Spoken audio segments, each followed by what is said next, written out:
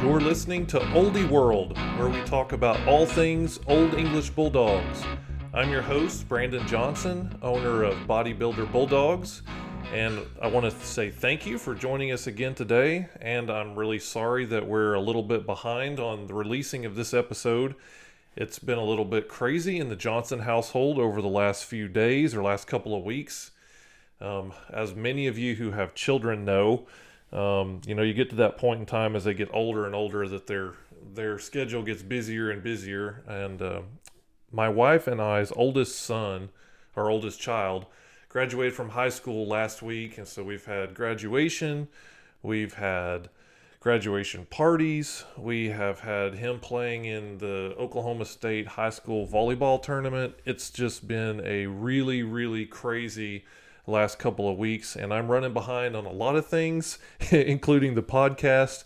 So I appreciate your patience with me getting these recorded and edited and posted. Hopefully I will be a little bit more on schedule throughout the summer, since hopefully things will slow down. But we also have a lot of breedings taking place here at Bodybuilder Bulldogges, and we have puppies on the way. So this may not be the last time that I'm a little bit late on an episode. But getting to more important or more interesting things, today I want to spend a little bit of time talking about oldies as a family pet, especially in the setting of kids. One of the more common questions that I get asked by people who are looking into the Old English Bulldog breed is, how are they with kids? And I think that's a great question. Anybody who's got kids, has grandkids, they want to know before they bring a puppy into their home, into their family, how are they typically with children? So we're going to spend today discussing how oldies fit into a family setting. How do they make family pets? Are they good at that? Is that what they're bred for? And then especially with a focus on kids. And I want to begin by discussing a little bit about how we need to evaluate our own personal home setting as we try to address this question. The reason for that is because our homes vary a lot. Some of us are really high activity. Some of us have little children. Some of us have older kids. Some are retired. And there's a whole slew of other things that play into our home life. And when we talk about any type of dog, specifically in this podcast, Old English Bulldogges, we need to evaluate our own home situation before we decide whether this is the appropriate breed. So you really need to know, what do you want from this puppy? What do you want from this dog you're going to bring into your home? Are you wanting something that's really high energy and high activity? Are you wanting something like as far as a guard dog or a watch dog? Now, I need to clarify at this point, there is a difference between a guard dog and a watch dog. A lot of people don't realize that, and they use those two terms interchangeably. The simplest way to break that down is a watch dog is a dog that's really good at alerting when something out of the norm has come into their area or come into their home. It's a dog that barks and alerts, whereas a guard dog is a dog that is willing to fight, is willing to defend, is not even necessarily a dog that will alert, but it's more of a protection type dog. It's a dog that's willing to fight for or protect or guard whatever it's been set in charge of. So those are two very different types of dogs, two very different tasks. A watchdog being the one that alerts, and a guard or protection dog being one that's willing to fight for whatever it's guarding or protecting. In regard to things that we may want out of our specific puppy, maybe you're wanting a therapy dog. Maybe you want an indoor companion, or maybe it's an outdoor companion. Maybe you want something that has, as far as your lifestyle is concerned, maybe you have a lot, maybe moderate or high outdoor activity. That's something to consider if you're wanting your new puppy to be a companion with you in those outdoor activities. That's something that you need to consider. Consider the different people that you have in your home. If you've got kids, think about their age, their maturity level. Neither one of those necessarily eliminates having a dog. It just plays into maybe what you need or want out of your new companion. Is there going to be with your children, is this dog going to be something that they're responsible for? Is it their responsibility to care for it, or is it something that's going to be your responsibility and you just want this to be a companion that loves your children? Are we talking small kids? Are we talking older kids? Are we talking older kids that are constantly bringing, other teens over to your house? That's another thing to consider when we start talking about bringing a dog into our family. I think a great place to kind of move from here in this discussion is not just evaluating our own home setting and what it is that we want out of our new companion, but let's talk about two different types of dogs. I want to talk about a companion animal versus a working dog. And those are two very different things. A lot of people don't realize that. And there is a lot of gray area between those two as well. And let me start off by saying, when we talk companion animal versus working dog, neither one is inherently good or bad. Okay? They're just different. A lot of people, when we talk about this subject and many others, they want to take a side. And I try really hard not necessarily to take a side on a lot of these issues, but rather just to talk about the differences and the different purposes that they serve. And so when we talk about companion animal versus working dogs, I'm going to try really hard, because I do have a preference, but I'm going to try really hard not to put one down and really elevate the other, because they serve different purposes, okay? Neither one is inherently good or bad. They're just bred for different purposes. So let's talk first about working dogs, okay? The goal in breeding a working dog, their whole idea of existence, is that they are to perform a specific task or work, hence the name a working dog. They have a specific job that they are bred to do and to perform. Just some very brief examples. You have herding and shepherding breeds. Their job obviously is to, and it varies some depending upon the specific breed, but their job is other animals, whether they're herding those animals or shepherding those animals.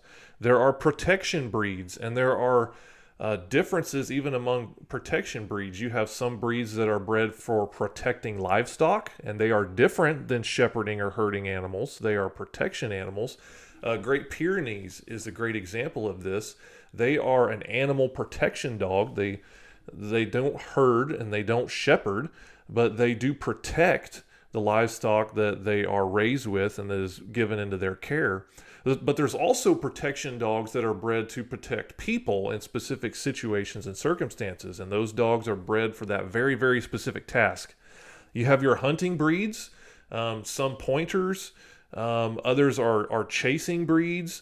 There's all sorts of different tasks that are specific to the specific breed, but that's one category, is hunting breeds. And we even have the racing breeds like greyhounds, who are bred for that very specific purpose.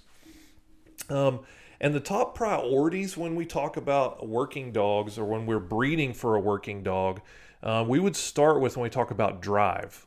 Now, when we say drive, it means the desire or the activity level that a dog has to perform. For instance, if you have a dog that is a shepherding dog or a herding dog, it's going to need a really, really high drive to carry out that task, because it's going to be constantly moving, constantly chasing, constantly herding the livestock wherever it is they need to go. And this can go on for an extended period of time and for an extended distance. But they have a high drive. They'll have a drive to perform their specific work. So it's not only an energy thing, but it's also a desire to perform whatever their specific task is, and the necessary energy level to perform that work. And we will probably talk a little bit more about that as we get further into this episode. But when we talk working dogs, drive is really high at the top of the list. They have to have a desire to perform their specific work and the necessary energy level to perform that task. Another thing that we consider in breeding a working dog is their body type, body structure that enables them to perform whatever their task is.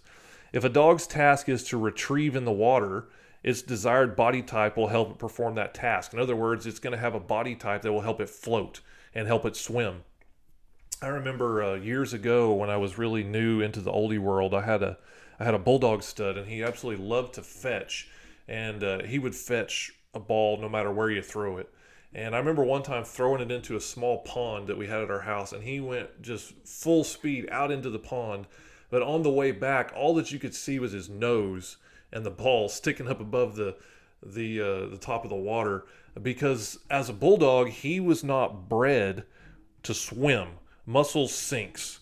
And it doesn't help a dog to float, doesn't help a dog to swim. And so he was really, really struggling at that task, and we didn't do that anymore.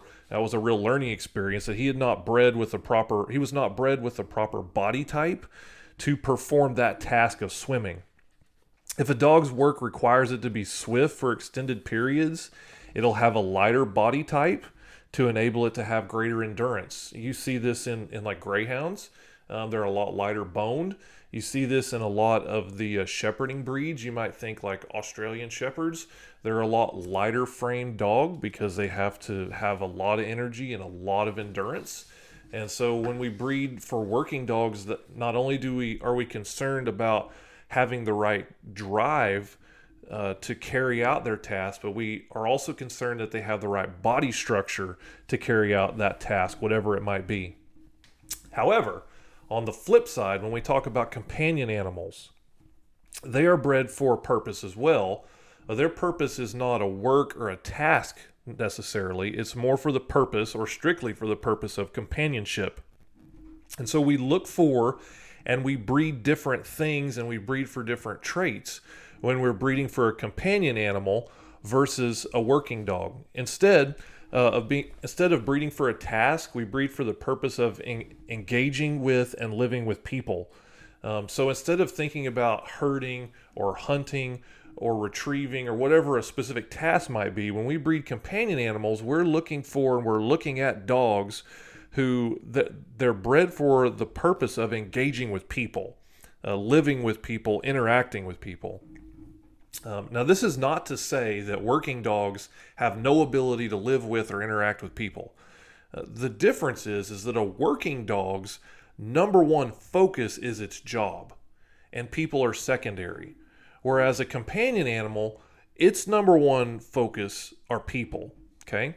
So a companion animal, their ability and drive to work is secondary.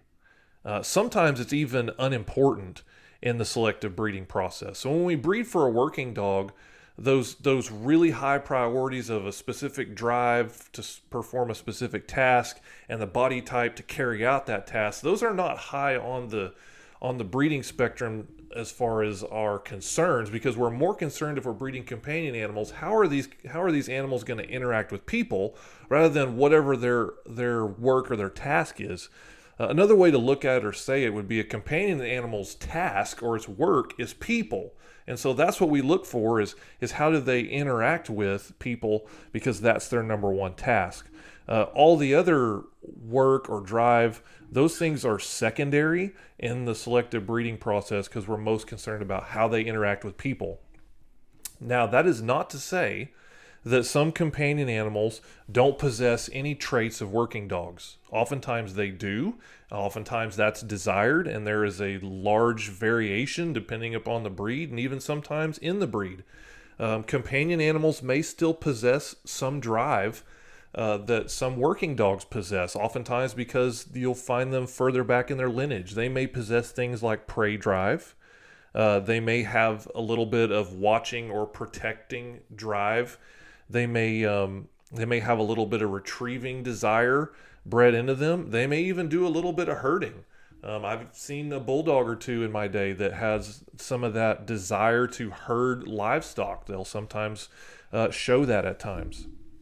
So now that we've kind of covered a little bit the difference between companion animal and a working dog, let's talk about them versus each other in regard to a family pet, okay?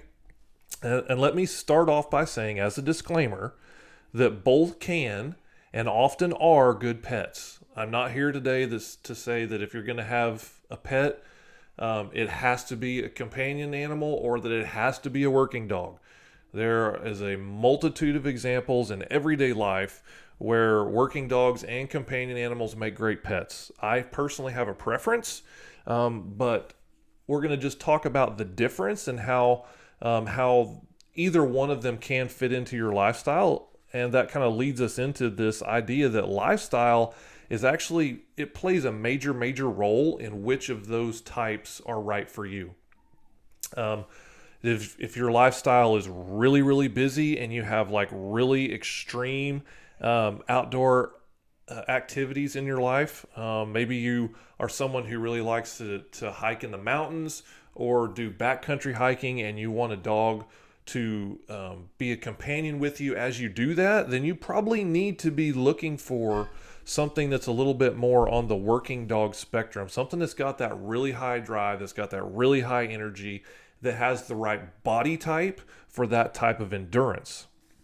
On the flip side, maybe you have a less active lifestyle. That doesn't mean that you don't run and go places, but maybe like as far as your outdoor activity or your desired outdoor activity with your companion animal is lower, you're probably going to be happier with a companion animal rather than a working dog. Because a lot of people, I've seen this over and over again, people will buy or they will adopt a working dog as a pet, and then they quickly realize that its activity level is really high, that it has a lot of drive, and frankly, their lifestyle is not cut out to keep up with it, and that dog gets bored, the family becomes frustrated, and sometimes even exasperated because of all the pent-up energy and excess energy that a working dog will have if you are not keeping it busy. A working dog has a task that's bred into it. It has a drive that's bred into it. And if you don't give it the opportunity to use that energy and to use that drive, it can oftentimes be a real handful. Again, that doesn't mean that all working breeds are a bad fit. It just means that if you go out and you buy for instance, a dog that's known for having a lot of drive and a lot of energy is an Australian Shepherd. If you go out and you adopt an Australian Shepherd and you bring it into your home and you want it to be a strictly indoor pet, you're likely to find yourself and that dog unhappy, because they have been bred for the purpose of herding, and they have a lot of energy and they have a lot of drive to do that. They thrive a whole lot better in more rural settings, oftentimes on small to medium-sized ranches where they have the space to burn that energy and to use that drive that they have. So in this process of choosing whether we want to go with a companion animal or a working dog, we need to evaluate our lifestyle. And what is it that you want or you need out of your dog? What is it that you want to do with your dog? Maybe you have a really active outdoor lifestyle, but you don't plan to take your dog with you. If you don't, then you may not need a dog with a high drive. And frankly, there are downsides to both. Okay, there is downsides to working dogs. They may be a poor fit for homes with other species if the dog has a prey or herding drive. If you have a lot of chickens, or you have a lot of livestock and you have a dog that has a high prey drive, that can be a really bad combination. Maybe a working dog may be a lot for someone who is smaller or less assertive to handle due to the working drive and things that distract or grab a dog's attention. If you're not a real assertive person, you're not someone who is willing to really grab that dog's attention, to keep their attention, to chase them down if they get distracted, a working dog can be a struggle. Because remember, their number one focus is not you. Their number one focus is whatever task they've been bred for. I remember as a kid, I was probably 13 or 14 years old. I thought it would be a great idea to get this dog that was offered to me. It was a friend of mine, and he had this German short-haired pointer, and he just didn't have the time for it. He was working full time, and so he gave it to me. I thought this was going to be great. It was going to be a match made in heaven. And so I got this dog, and I did not have a clue what I was in for. Really high drive, really high prey drive, very easily distracted dog. We had horses, and the dog loved me. He was really friendly. But when we went out, he was so easily distracted by anything that went on. If the horses in the pasture started running, it didn't matter what I did or what I said. He was solely focused on them, and away he went chasing them. If a squirrel ran across the path in front of us, away he went. And it was really, really frustrating, but at the same time, it really wasn't his fault, because that's what he was bred for. He was bred for a specific purpose, and I was asking him to live a lifestyle that he was not bred to live. He wasn't bred to be focused first and foremost on me. He was focused on his task. And hunting breeds, along with some other breeds, are really easily distracted. They can be distracted by sights, by smells, by animals, a whole host of different things. So consider that if you're really wanting a pet that's going to be a companion. Be really careful if you're going to go out and buy a dog that's been bred for a specific working task, because oftentimes they're going to be more easily distracted. Also, working dogs can easily become bored depending upon the amount of drive that they have. A lot of working dogs, not all, but a lot of working dogs are bred with a lot of energy to perform their task because their task requires it. And if they're not kept busy, they can get bored, and boredom can lead to all sorts of different problems. They can become destructive, they can pace, and other issues that go along with that. So consider that and the amount of energy that you want out of your pet when you're considering bringing one into your home. Also remember, again, I've mentioned this already, but a lot of people struggle with this. When you are looking into bringing a working dog into your home, you may not be their first priority or their number one focus. Now, again, I'm not saying they don't love you. I'm not saying they won't pay attention to you. I'm not saying they're going to ignore you. But what I'm saying is that they've been bred for a specific task, and they've had no say in that. They've been bred for a specific work, a specific job, and that is literally bred into their DNA. And when you bring them into your home and you don't give them that job or that task, they're constantly looking for it. They're constantly distracted by anything that's related to that task. And so you're not their number one focus. Again, it's not that they don't love you. It's not even that they might not make a good pet. But you need to realize that bred into them is the need or the desire to perform that task. And so oftentimes you may not be their number one focus. Now, when we talk companion animals, a lot of these problems don't exist, or struggles don't exist, but they do have some of their own limitations that are not always a good fit for every home and every family.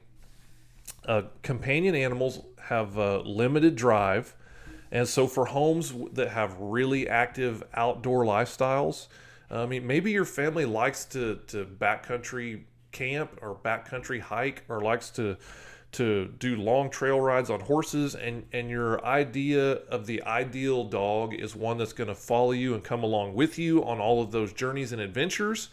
That's great.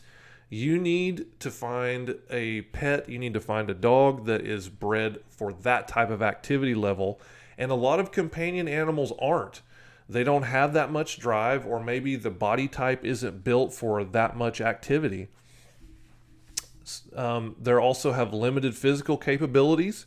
So for homes that are really active, maybe a dog that's specifically bred to be a companion might not be the right fit for you.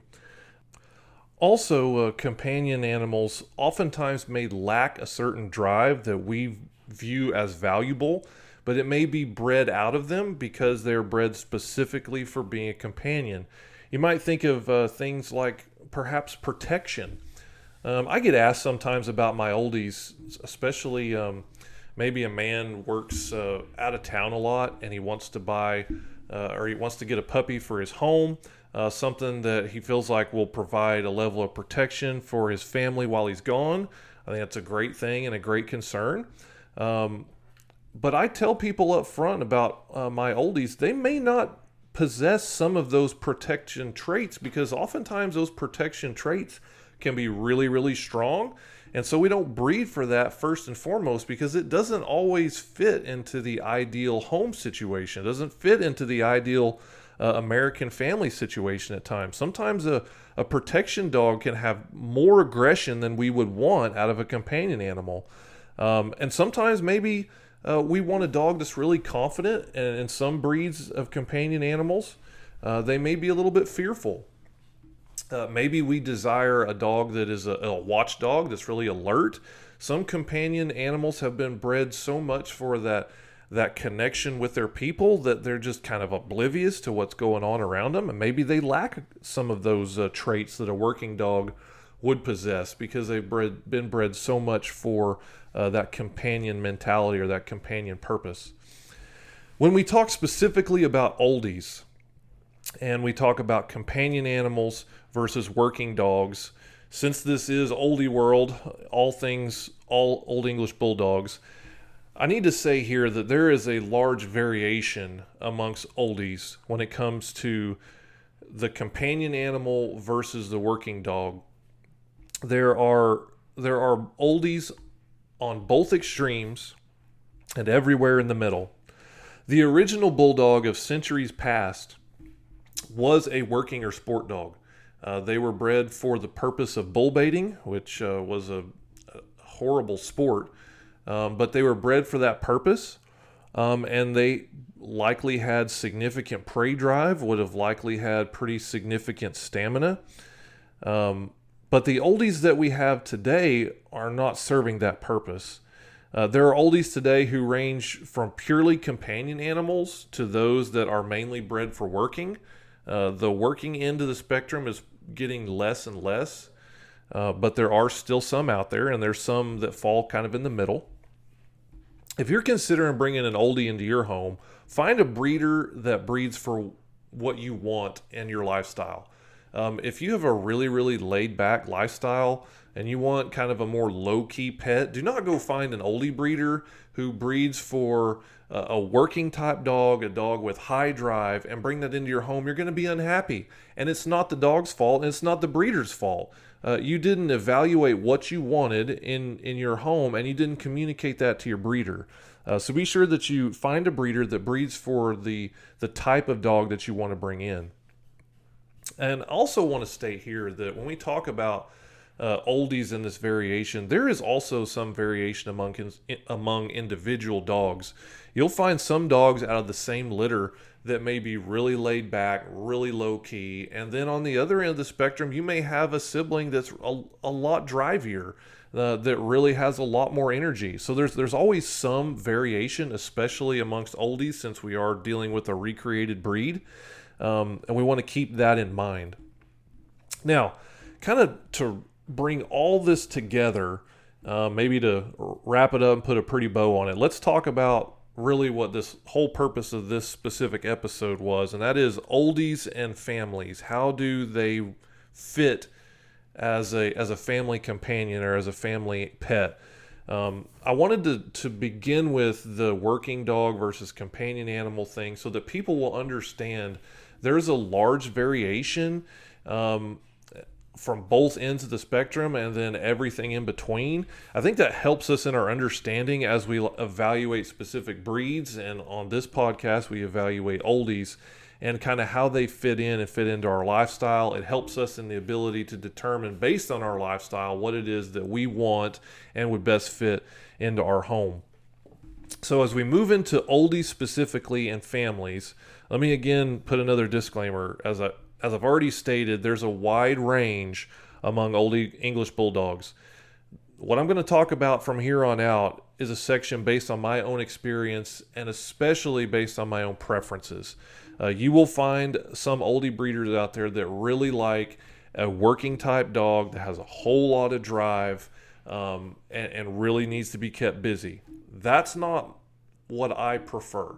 And so what I'm going to discuss here moving forward is my preference in Old English Bulldogs, how they fit into families, and what I would breed for, what I do breed for when I try to breed for a specific temperament amongst bulldogs in my kennel. So, generally speaking, oldies are amazing family pets. They normally do great with kids. They thrive in multi-dog homes. They do well in homes with other species. Now, there are exceptions to all these rules, but for the most part, they do great with other species. They make great indoor companions, are very effective watchdogs. In some cases, not all, I won't even say most, but in some cases, they even make good guard dogs or protection dogs. That's a little bit more of a specific niche than not all oldies fill. And you have to be careful about that because there are other risks. When you find a really effective protection dog, there's oftentimes other areas that they are not very good in, and you have to be careful. I want to state here too that we breed for a lot of these specific traits, when at least I do in my line, because this is what I want in my oldies. However, breeding goes a certain distance in the temperament and how well an oldie functions in its home. However, we need something in addition to just breeding. We need a specific type of rearing and socialization in order for a dog to function at its top level, to really function socially well. It needs to be socialized well. It needs to be socialized with other dogs. It needs to be socialized with other species if that's something that you're wanting to have. Don't wait till your oldie is 1, 2, 3 years old before you introduce it to other species if you plan to have other species. Socializing them with children is important. It's important to do that when they're young. Typically, the oldies that I deal with and that I breed typically handle an introduction of a child well. Even if they haven't been living with the child, they typically do well with that. They need to be socialized with strangers. If you plan for your oldie to encounter people it's never met fairly regularly, then you need to introduce it to strangers on a regular basis. It's good to socialize it outside of its home territory. Get it out in places where it's not normally at, where it's never been before. It teaches them that that's okay, something they don't have to be afraid of. If you want your oldie to travel, socialize him by taking him out with car rides. Don't wait till your oldie is a full-grown adult to begin the traveling process. It can be quite a shock to them. Okay, I want to talk specifically about my philosophy when breeding oldies, especially in regards to kids and families. Not everybody does this the way that I do it, although there are a significant number of people who share my view on this. I'm going to begin with my number one kennel rule. Now, my kennel is not open to the public for a number of reasons. Contamination is another reason. One of the other reasons is, frankly, there's a lot of liability issues when you have people walk through your kennels. But my number one kennel rule at my house, that's for anybody who lives here, is that I have to be able to trust all of my dogs, every single one of them. I have to be able to trust them that they are safe with my children when I'm not around. When those dogs are unsupervised, I have to not be worried in the least that there is any concern for my kids. I have 4 kids. They range from the age of 12 up to the age of 18. When we started doing this, all of my kids were younger, and I love my dogs. Very proud of our dogs, put a lot of resources into our kennel, but my kids are first and foremost. And so my first kennel rule is that all of my dogs must be trustworthy, that I can trust them with my children when I'm not around. And that plays into what I breed for and the type and the trait and the temperaments that I look for in my dogs. I have had some absolutely beautiful dogs that we ended up removing from our line, that we ended up not breeding anymore because I felt like I could not trust them with my kids if I wasn't around.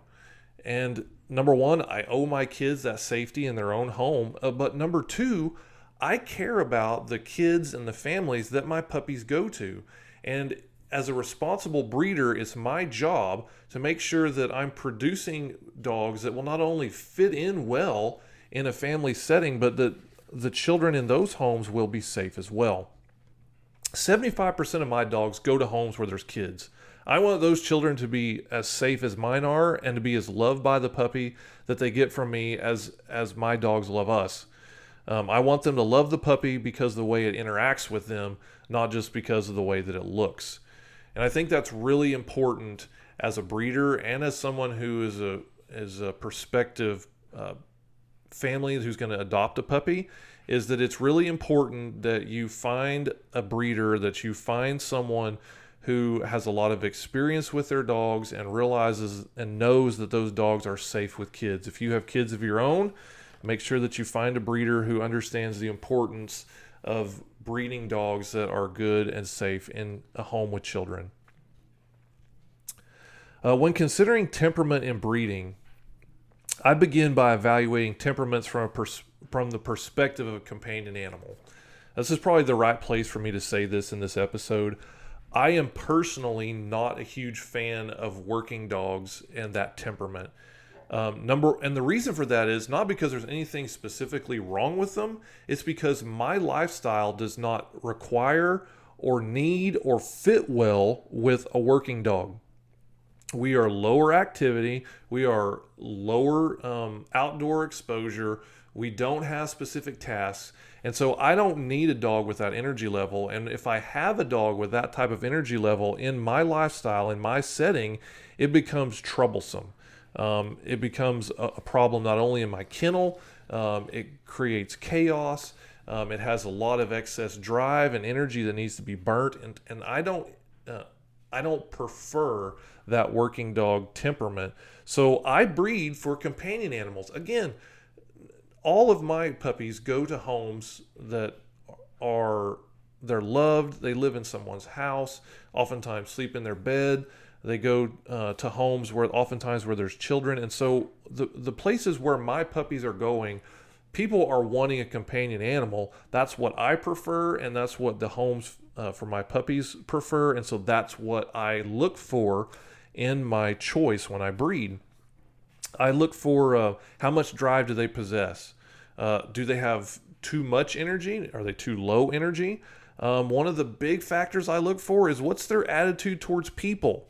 Are they submissive? There are some dogs who can be really, really pushy and can be really difficult to interact with if you don't have a really strong personality. Are they attentive to people? Again, working dogs, oftentimes you are not their number one focus. I want my dogs, when I walk in the room, I am their focus. What I say and what I'm doing, that's what they're keyed into. And a really good companion animal, that's what they're bred to do. They're bred to notice people. They're bred to key in on their people. They're bred to be focused on their people. I also look for how they interact with other dogs. Are they really dominant? Are they submissive? Are they aggressive towards the same sex? Now, again, there is a lot of variation amongst individuals on these specific issues, but those are things that we look for. My overall desired temperament in relation to an oldie and its family is kind of where I want to wrap this episode up with. We've kind of talked about some specifics. We talked about companion versus working dogs. Now I want to wrap it all up into a nice little pretty package when I talk about what do I want out of an oldie that we produce here at Bodybuilder Bulldogs, or if I'm out of the breeding side and I'm about to bring a puppy into my home, what is it that I want out of that oldie as far as its temperament, as far as its behavior, as far as its drive in relation to me as an owner and my family and it as a companion animal. So let's go over about 4 things here real quickly. Number 1, I want my puppy to have low to moderate drive. Low to moderate drive. I do not want a dog that acts like it's hopped up on caffeine all the time. Now, I know there are some people who love that. I don't. Now, I don't want a dog that is aloof and lays over in the corner and never interacts with anybody. That's actually a completely different issue. That's not really a drive issue. That's more of a socialization problem usually. But I don't want a dog that acts like it's been fed coffee all day long. I don't want a dog that's going to wear me out, that's going to be tearing things up in my house. I don't want a dog that's going to be chewing things up or be destructive because they're bored. I want a dog that works and operates at my level, at my drive. I want a dog that works, that lives at the pace that I live at. I want a dog that has an energy level that's appropriate for low to moderate outdoor activity. I don't want a dog that when I go outside can't go outside, but I don't want a dog that I'm required to take outside 3 to 4 hours a day in order for it to burn off energy. I want it to have enough energy and have enough physical ability to go out and enjoy the outdoors, to walk our 5 acres, to go down to our pond, to go to the park, to play fetch with a tennis ball. I want it to have enough drive for that, enough energy for that, but I also want it to be low key enough that it can function really well in an indoor lifestyle. Number 2, I want my puppy to be people focused. People focused. Working dogs are most focused on their task. In most situations, a working dog is focused on a task. I want my puppy to be focused on me. I want a companion animal's first focus to be his or her people. And I think that's really important for anybody who breeds companion animals. People are why we do this. We love the breed. We love how they can bring happiness not only to us but to other people. One of the greatest blessings of doing what I do is seeing how much happiness people get out of having a bulldog in their life, and that really brings me a lot of happiness. It's really a great blessing. It makes me feel like we're doing something good here. That people can find happiness by bringing this little ball of wrinkles or this little ball of energy into their life, and it's not something that causes them frustration. It's not something that causes them stress. And I want these puppies to focus on and bond with their people. People-focused dogs are so important to me. I want the dog to be tuned into its people's situation. I want it to know when its people are stressed. I want it to know when its people are afraid. I want it to know if there's someone who's injured or sick. I want it to be keyed in on if its people are in danger. And that's one of the amazing things about Oldies is just how much they really key in with people, especially their people. And they can really tell when these things are going on. And you can see by the way they respond and the way they react that they're keyed in on their people. And they're really concerned about what's going on with their people and what's going on in their situation. Number 3, I want my puppy to be low on the aggression scale. Okay, and there are people who will disagree with me on this, but as a companion animal, which is where the vast majority of my puppies go, I want them to be really low on that aggression scale. I want them to be safe with kids and safe with most strangers. I want them to interact well with other dogs. Now, on the flip side, I do want them to show, and this is what I would say is number 4. I want them to be low on the aggression scale, number 3, but I do want them to show some desire to watch and guard their people.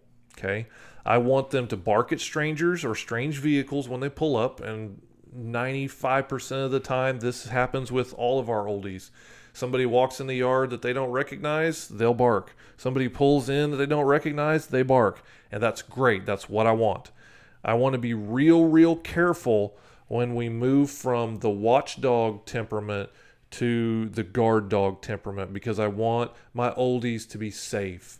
They're big, they're strong, they've got really impressive bite force. I don't want them moving into a guard dog situation when it's unnecessary.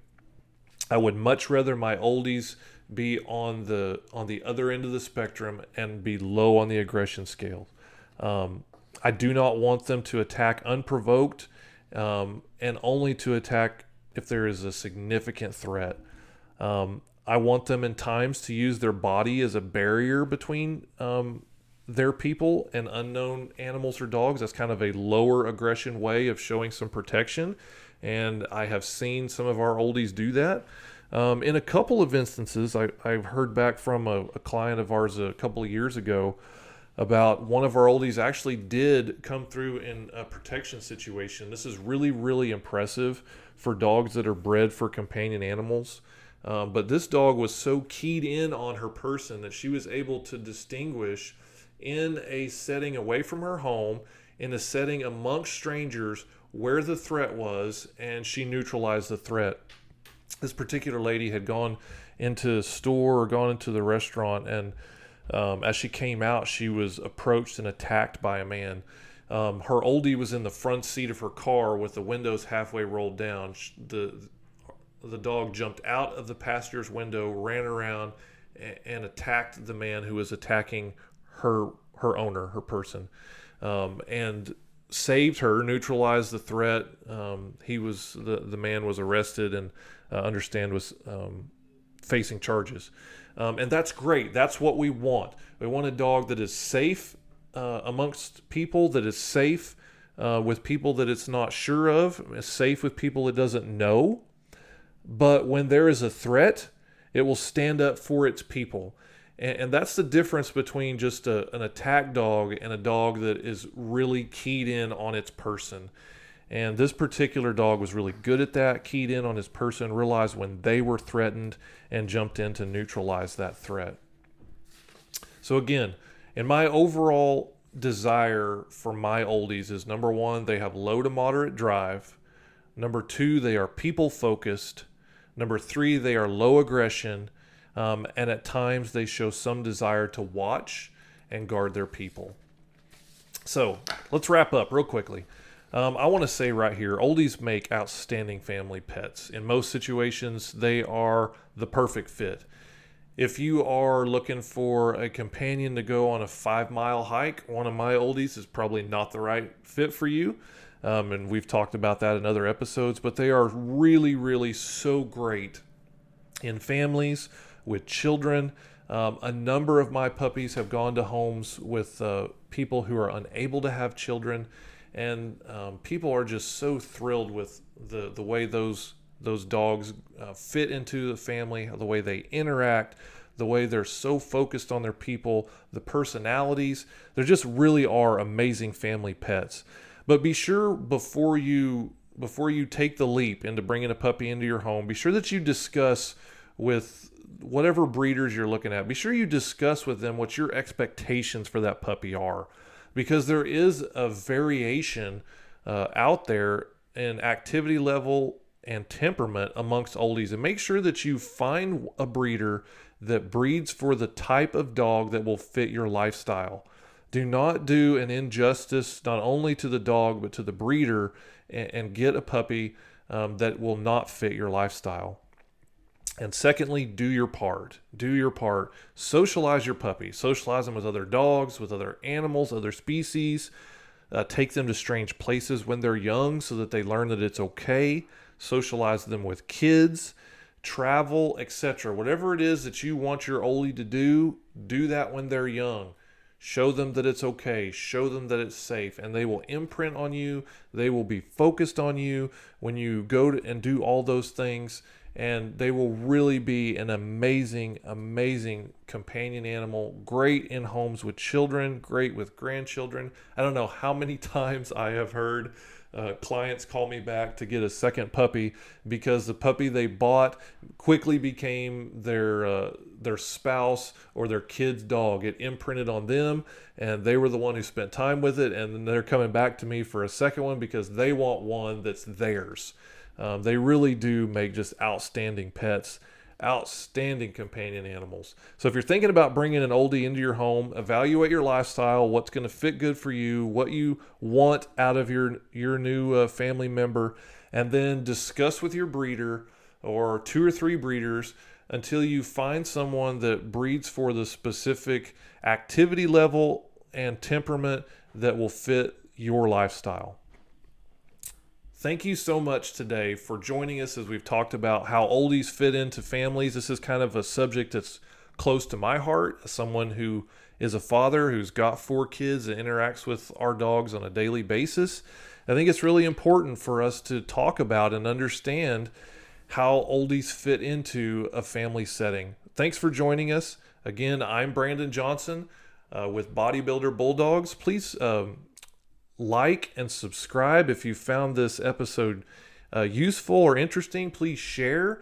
We would love for you to give us a 5-star rating. That helps us out so much online. It helps other people find us.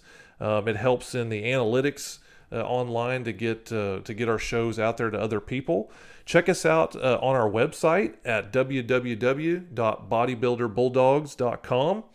We are on Facebook, Instagram, and TikTok. You can search us there, Bodybuilder Bulldogs. Also, send us an email. We would love to hear from you with episode ideas, with thoughts or questions. Reach out to us at bodybuilderbulldogs@gmail.com. Thank you again, and go out there and enjoy your oldie.